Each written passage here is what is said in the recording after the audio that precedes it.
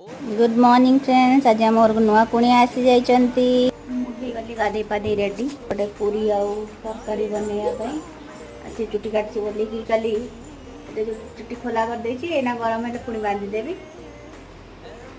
बहुत बेकार कर देछि चुटी भल सेट करी देला एकदम मस्त वाला दाम महाराज स्टाइल ले हमर हो जाइछि।